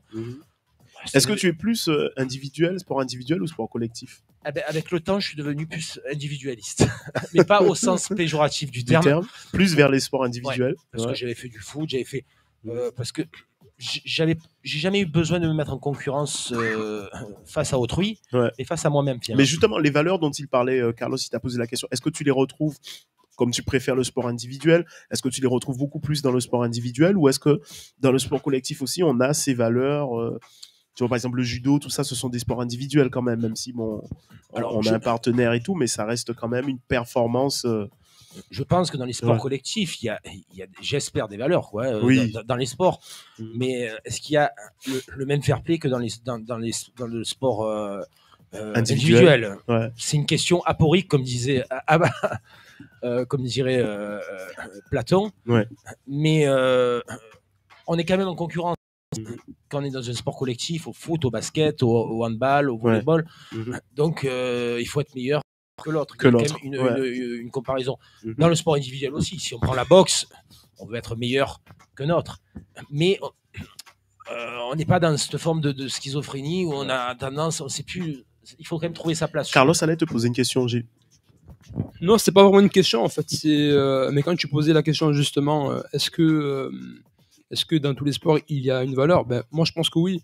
Après ce que je disais, c'est est-ce que dans le sport collectif, on retrouve par exemple les mêmes valeurs qu'on retrouve dans le sport individuel quand il parlait du judo ou Après, moi je pense, c'est mon avis. On retrouve dans tous les sports collectifs donc des valeurs. Donc, je pense les mêmes valeurs, mais après ça va être les personnes justement qui vont pratiquer le sport, qui vont justement montrer ou pas les valeurs du sport en lui-même, parce que à la base le sport c'est tout simplement le but c'est un rassemblement, c'est de partager voilà, autour d'un sport tout simplement. D'accord. Donc on revient à toi, Nicolas. Donc tu disais que plus sport individuel même, et j'ai envie de te dire, on est toujours sur ton passé, tu t'es intéressé à la philosophie. Pourquoi la philosophie? Qu'est-ce qui t'a amené vers la philosophie? Alors, ça fait 4 ans que je m'intéresse à la philosophie, mais de manière... C'est le passé, c'est vrai. Mais est-ce que le passé est toujours là ou le présent? Est-ce que le présent existe vraiment? Mais je me suis intéressé pour plein de raisons, plein de choses positives qui me sont arrivées personnellement.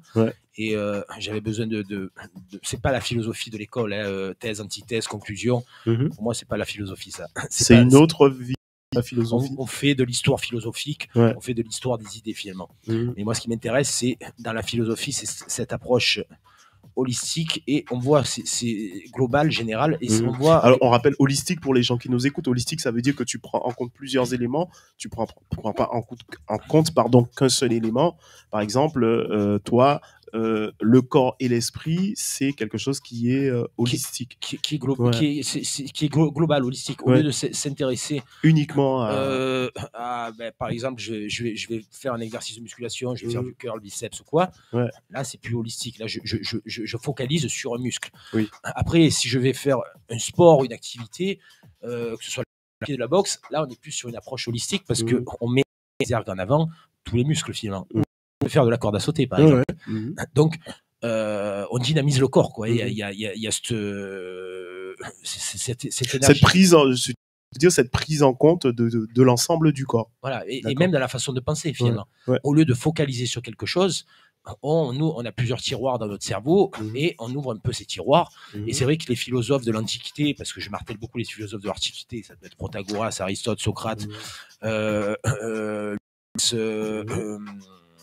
Épicure, tout ça, c'était des polymathes, c'est-à-dire qu'ils excellaient dans beaucoup de plusieurs domaines, choses, et que ce soit les sciences, la biologie, l'astronomie, les mathématiques, tout ça, et ils arrivaient à faire des liens. C'est ça l'approche holistique aussi. Et toi, c'est l'approche que tu fais avec le sport, c'est-à-dire philosophie et sport. Pour toi, c'est ça. C'est un art de vivre. Finalement, je pense que c'est un art de vivre. Alors, c'est vrai qu'en ce moment, c'est plus, il y a un effet mode aussi qui me dérange un petit peu dans le sens où, alors il y a les produits, les compléments, on met d'un côté il y a ça c'est meilleur que ça c'est meilleur que ça, et tout le monde est en concurrence finalement. Il faut tout prendre et prendre ce qui est bon et ce qui est mauvais. Est-ce que tu as l'impression qu'aujourd'hui justement, maintenant que l'homme est curieux, on veut une réponse à tout, on veut tout décortiquer, donc ça c'est notre côté mental, c'est le mental qui nous permet de tout analyser, tout décortiquer, tout comprendre, tout expliquer. Est-ce que pour toi c'est quelque chose qui va avec la philosophie aussi, qui a toujours voulu répondre à des questions existentielles quelque part? Est-ce que Je pense plus qu'on est dans une Est-ce qu'on est des philosophes aujourd'hui, en gros, c'est ça Je pense qu'on est finalement philosophe, et comme disait Montaigne, il disait c'est apprendre à mourir. Que philosopher, c'est apprendre à mourir. Vous en pensez quoi, ça? Philosopher, c'est apprendre à mourir? Ouais, je trouve que c'est une bonne idée. Adam, il s'envoie. Ouais, non, mais ça dépend de comment on peut l'interpréter. Replonger dans un contexte. Parce que moi, j'avais envie de te dire, c'est apprendre à vivre aussi. Et c'est apprendre à vivre. Mais c'est dans ce sens-là qu'il voulait le dire. C'est-à-dire que apprendre à mourir, c'est apprendre à vivre. Parce que c'est la finalité. Oui. Donc, on vit et. La finalité, c'est de vivre ou de mourir? Je t'embête un peu. Ah non, non, les moyens mis en œuvre, c'est la vivance, c'est le fait de vivre. De vivre. Après, il y a toujours une finalité, un déterminisme. Après, pour des croyances, des religions, il y en a qui pensent qu'il y a l'âme, tout ça qui se détache en fonction des. Tu sais, je crois que c'est un philosophe qui avait dit mourir jamais de la vie. Fallait que je te ça me parle, ça. Je ne saurais plus dire qui. Mais donc tu disais que vraiment ma question c'était aujourd'hui, est-ce que le fait de vouloir tout comprendre, tout analyser, d'être tu vois, on est de plus en plus dans la sophrologie, tu as des connaissances aussi là-dessus. Est-ce que ça rejoint un peu nos philosophes qui avaient aussi, comme tu as dit tout à l'heure, plusieurs compétences, qui s'intéressaient à plein de choses et tout? Je pense que sans essentialiser, justement, on est dans une société de l'instantanéité. Donc on n'est plus dans ce paradigme-là finalement. On ne s'oppositionne, on met tout à portée. Pas pour tous, mais il faut aller chercher l'information. Il faut aller chercher, on voit l'information, des chaînes d'infos, tout ça, il faut aller voir ailleurs. Et c'est ça qui crée, parce qu'il y a du rationalisme. Le rationalisme, c'est ce qu'on apprend à faire du sport, que tant de kilocalories, tout ça, c'est quelque chose de rationnel. Mais après, il y a l'empirisme. C'est l'expérience. Oui. Donc, il faut mêler les deux. Donc, on crée son empire, finalement. Son propre empire. Et la pratique est subjective. Et là, pour encore reprendre une citation, l'homme est la mesure de toute chose. Donc ça, c'est l'empirisme, ça, quand tu dis ça. Non, parce que c'est moi, là, je vais voir quelque chose sans rentrer dans... Je vais peut-être la voir de manière différente. Donc, à mes yeux, ça sera absolu, mais de manière globale, ça sera relatif. C'est comme c'est la perception. Oui, mais ce que je veux dire, pour qu'on soit... quand tu parles d'empirisme, c'est une expérience personnelle, c'est-à-dire que c'est la théorie que je vais expérimenter et ensuite, comme tu dis, j'en fais mon empire, donc j'en fais ma vérité, c'est ma vérité. Voilà, c'est une vérité et c'est des agrégats d'expérience qui font que on échoue, on se relève, ou on se relève pas en fonction des chutes. Et c'est ça qui fait qu'on se forge. Et d'écouter autrui, c'est l'expérience d'autrui aussi. Hein. C'est tout en restant avec ces sensations, ces intuitions qui sont la part, on va dire, un peu innée. Donc c'est la part innée, l'a priori et la posteriori, comme dirait Emmanuel Kant, quoi, dans sa critique de la raison pure. Alors je vais être un peu ton fil d'Ariane. Soit mon fil d'Ariane. Si on vient à aujourd'hui, et puis je crois que Carlos a une question aussi. Aujourd'hui, qu'est-ce que tu fais? Donc moi, je redis, hein, je t'ai invité parce que tu es sportif, parce que tu es passionné, parce qu'on a beaucoup parlé de sport, de philosophie. Ça m'a plu de voir quelqu'un à la salle qui ne parlait pas que de... Même si j'adore aussi parler, tu vois, des méthodes d'entraînement, c'est mon boulot, mais on parle aussi d'autres sujets. Aujourd'hui, qu'est-ce que tu fais? Tu t'es arrêté, je crois que tu as fait un break, tu as repris il n'y a pas longtemps. Qu'est-ce que tu fais aujourd'hui? Alors, c'est vrai que je suis quelqu'un qui a fait pas mal d'activités, qui a eu des sociétés dans le paramédical, que je suis consultant marketing de formation. J'ai un diplôme de sophrologie. Avant ça, j'ai fait des études scientifiques. J'ai fait 2 années d'école d'infirmier, mais bon, ça m'a pas plu. Alors toi, tu es polymorphe, c'est ce que tu as dit tout à l'heure. Tu as employé un terme. Non, polymath. Polymath. Ouais, ça c'est polymorphe, c'est quand on se. Oui, c'est quand on a plusieurs. On peut changer ça. On se modifie tel un caméléon. Mais donc c'est tout ça qui m'a permis de prendre, et la curiosité aussi. D'accord. Et la curiosité, et je dirais aussi, la base de tout, c'est la volonté. Parce que sans la volonté, on ne fait rien du tout. On peut avoir tout ce qu'on veut, l'énergie, tout ça, mais si on n'a pas la volonté, on n'arrive à rien. Mais la volonté ne se résume pas à la façon de penser. Par rapport à votre émission précédente où Carlos parlait de remettre au lendemain, on appelle ça la procrastination. La volonté véritable, que Aristote parlait d'antelechy, c'est-à-dire c'est cette notion entre le vouloir et l'agir qui fait l'action. Vouloir faire, mais faire vraiment. Ben moi, je dirais, après, vous allez me dire qu'est-ce que vous en pensez, mais la volonté, c'est la capacité de tenir un objectif sur le long terme. Monsieur le philosophe, est-ce que vous êtes d'accord avec Je valide. Après, on a des définitions. Oui, les mots sont subjectifs. Les mots peuvent être subjectifs. Et là, c'est justement très relatif et ça en dépend. Mais finalement, tout se rejoint, quoi. Le fait, c'est de vouloir et de pouvoir le faire et d'avoir envie de le faire, finalement. Et c'est un peu comme la survie. Demain, on est en survie, on est dans cette notion de vouloir vivre. Et on est dans la survie. Alors justement, dans ce côté faire, est-ce que toi, par exemple, aujourd'hui, tu arrives à être régulier? Qu'est-ce qui fait que c'est difficile d'être régulier? J'ai pas l'impression, puisque je te vois tout le temps t'entraîner. Tiens, ma question, elle est un peu... je fais de la figuration, en fait. C'est vrai que tu parles beaucoup. Mais... JB, petit clin d'œil à JB, il me paye pour faire de la figuration. Non, je suis régulier. Honnêtement, quand je m'adonne à quelque chose, je me lance à quelque chose, c'est à fond. Est-ce que c'est la philosophie qui te permet d'être régulier, de te dire non, c'est parce qu'il y a un mental derrière? Je pense que c'est ma personnalité, la persévérance. J'aime ce terme de persévérance, de motivation, tout ça. Et je n'étais pas forcément comme ça avant. C'est-à-dire, je me suis découvert et après, que ce soit sur le niveau intellectuel ou physique ou dans tel domaine ou professionnel, quand on se surprend, qu'on se dit là, j'ai des capacités, je peux faire des choses, on prend confiance en soi. Et Carlos parlait très bien de la confiance en soi. Et cette échelle de besoins de la pyramide de Maslow. Où on a besoin physiologique, de sécurité, d'appartenance, et après l'accomplissement. Et d'accomplissement et de réalisation de soi. Et là, on fera le nirvana. Voilà, et c'est ça qui fait que on l'atteint jamais finalement. Alors j'ai une question là-dessus, elle est vraiment philosophique. Donc ce que tu dis, est-ce que tu as l'impression que dans nos sociétés, on parle d'aujourd'hui, maintenant que nos besoins primaires sont satisfaits, d'accord, plus ou moins, on cherche pas l'eau au puits, on va pas chasser, tu sais, le lièvre ou le lion. On a quand même une certaine facilité à vivre. Et donc, est-ce que tu as l'impression qu'on est de plus en plus préoccupé justement par ces questions métaphysiques, par ces questions d'accomplissement de soi, à travers ou pas le sport? Est-ce que, parce que tu as des disciplines, par exemple, comme le yoga, je sais qu'en Angleterre, par exemple, il y avait le côté Body and Mind qui a explosé à un moment donné. Mais ma question, c'est est-ce que tu penses que c'est que dans les sociétés où on a résolu les besoins primaires qu'on peut accéder à ce genre de questions existentielles? Je pense qu'il y a des paradoxes dans tout ça. C'est-à-dire qu'on a une société de paradoxes. C'est intéressant. Et de plus, occidentale, avec ce culte du corps qu'on avait pu voir dans les années 80 avec Schwarzenegger, tout ça. Mais c'est un peu dans le paradoxe, parce que quand on voit finalement l'avènement des réseaux sociaux, tout ça, les selfies, les filtres, tout ça, finalement, on fait du faux, on peut faire passer ce qu'on veut finalement. Message. Finalement, on est un peu dans du fake. On peut le voir sans critiquer ou. Alors, est-ce qu'on peut dire du fake ou une représentation? Parce que j'ai envie de dire, l'homme a toujours été dans une représentation. Même, je regarde des séries. Tu sais, sur l'Angleterre victorienne et tout, c'était des costumes, c'est déjà une façon de se travestir entre guillemets et de ne pas être. Est-ce que c'est un fake aussi? Est-ce que ça n'a pas toujours été du fake et que c'est juste une façon différente de l'exprimer? Après, il faut savoir pourquoi on le fait aussi.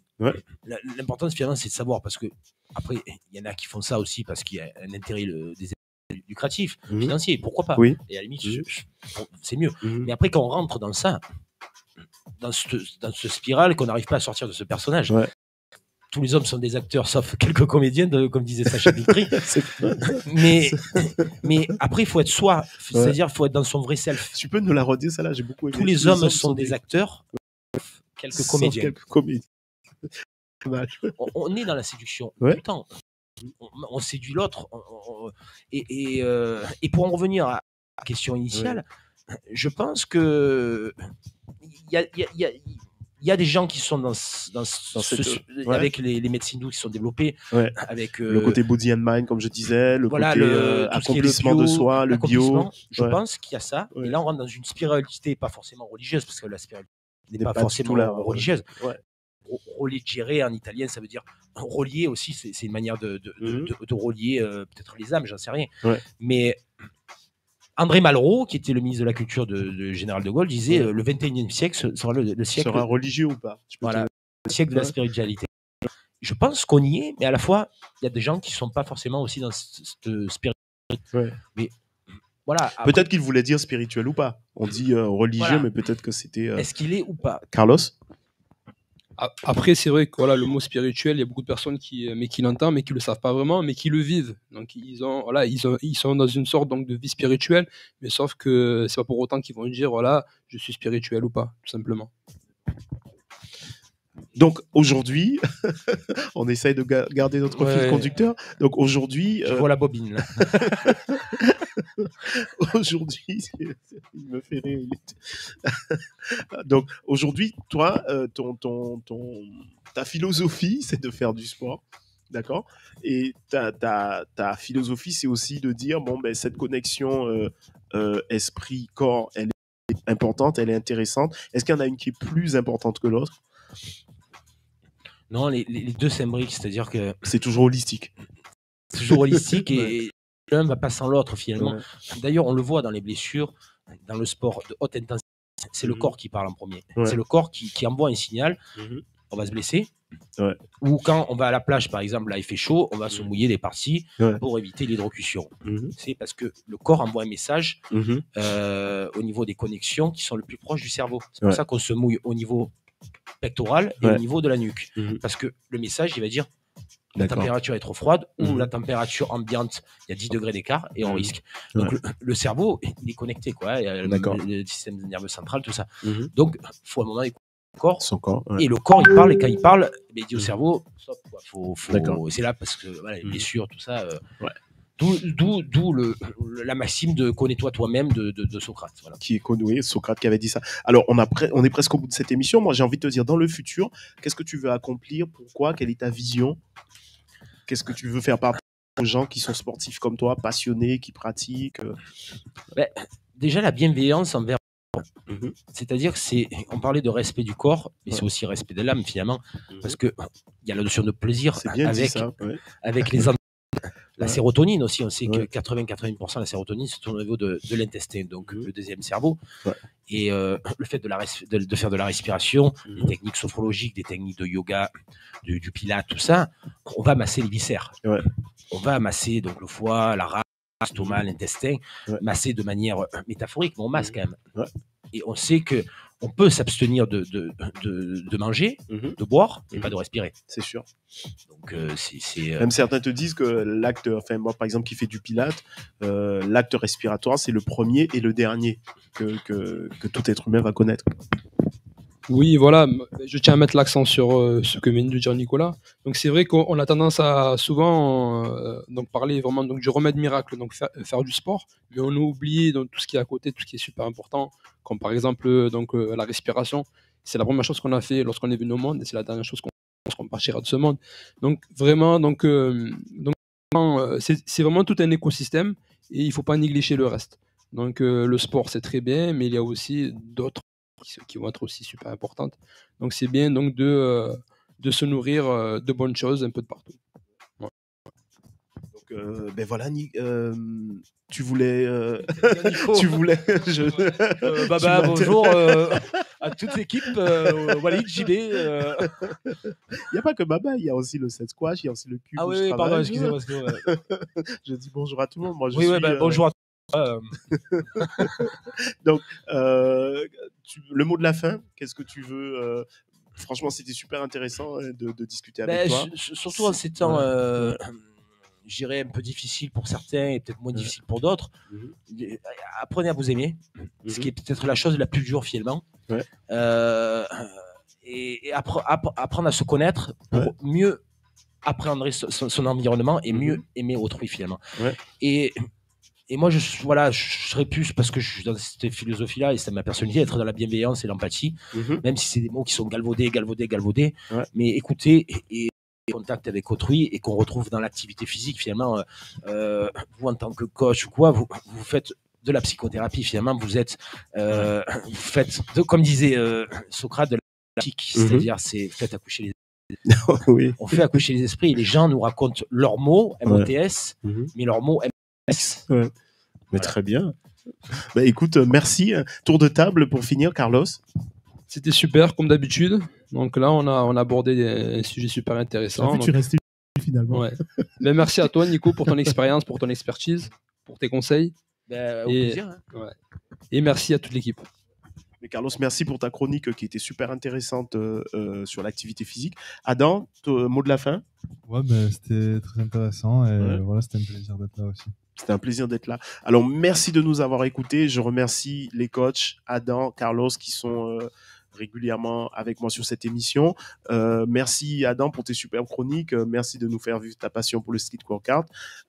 Carlos, merci pour le côté développement personnel et tous les conseils que tu donnes pour que les gens soient motivés, pour que les gens puissent vraiment faire du sport. À la technique, à la logistique, Jimmy, qui est là avec nous. Merci Jimmy. Remerciements au studio Black Feeling Radio dans lequel on tourne cette émission. Je remercie encore une fois tous ceux qui m'envoient des messages d'encouragement, félicitations. Je vous rappelle que l'émission, c'est à 20h, 1 à 2 fois par mois. On aura toujours la à laquelle l'émission se passe sur les réseaux sociaux. Et le samedi, vous pouvez retrouver l'émission en lien sur mes réseaux sociaux, Facebook, LinkedIn, YouTube, etc. Juste, je reviens vers toi, j'ai oublié de dire, tu as une chaîne philosophique, c'est ça? Est-ce que tu veux en parler si les gens veulent jeter un coup d'œil? Qui s'appelle la chaîne philosophique. Ouais. J'ai un peu plus de 4300 abonnés. Ouais, j'ai vu. J'ai pas monté ça, c'était pendant la première période du confinement, donc c'était le jour de mon anniversaire, le 25 avril 2020. Cette fois-ci, j'avais 2 ans de moins. Ouais. Et j'avais besoin de matérialiser. Il y a beaucoup de gens qui faisaient des vidéos, parce que moi, je suis quelqu'un qui a besoin de m'exprimer, on va dire. Ouais. Mais et j'écris aussi, j'écris une dizaine d'essais philosophiques. D'accord. Donc c'est la chaîne philosophique. La chaîne philosophique. Et sur YouTube, ça a 2 ans, il y a pas loin de 90 vidéos. D'accord. Et mes dernières vidéos, je travaille sur de la philothérapie. C'est-à-dire, je parle d'optimisme, de volonté. Et dedans, je parle des courants de pensée, des philosophes et de ce que j'ai lu et que j'ai. Et pour finir, tu me disais tout à l'heure que tu avais un projet qui était, me le rappelles, c'était de cherchais un devenir local. Je voulais, avec le sport, l'activité, on va dire, intellectuelle. J'ai toujours aimé autrui et être psychopraticien, avec corps et âme, et en utilisant de la philosophie. Et faire de la philothérapie, qui n'existe pas vraiment. Il y a peut-être un livre sur ça. Et aborder et partir peut-être sur une citation, une maxime, sans rentrer dans du Nietzsche ou du des philosophies Dostoïevski. très compliquées, avec des choses simples comme la philosophie stoïcienne, taoïste, africaine, Averroès, tout ça, surtout la philosophie antique finalement, parce qu'il y a des messages importants et ils avaient découvert beaucoup de choses. Et je pense qu'on peut faire masser des messages. Et juste pour finir, Sénèque était un philosophe stoïcien, il disait la vie est comme une pièce de l'important c'est pas qu'elle dure mais qu'elle soit bien jouée. D'accord. C'est qui ton meilleur auteur? On en finit là, c'est le mot de la fin. Auteur préféré, pardon. Alors, ne me réponds pas à 1m90. Mon auteur en philosophie. Oui. Oh, je dirais Baruch Spinoza. Ah, j'ai fait Spinoza, Nietzsche et Aristote. Pour la boutade, c'était une Miss France. Super. Pardonnez-moi encore à qui on avait demandé c'est qui votre auteur préféré. Elle avait dit 1m80. Ah oui, je m'en souviens. C'était une boutade. Ah oui, c'est Jean-Pierre Foucault avec sa mèche. Désolé les Miss France. Voilà. Merci à toi. Merci d'être venu. Au plaisir, merci à tous. Vraiment, merci Carlos, merci à Jimmy. On vous dit à très bientôt. Merci de nous écouter encore et à très bientôt. Merci et au revoir.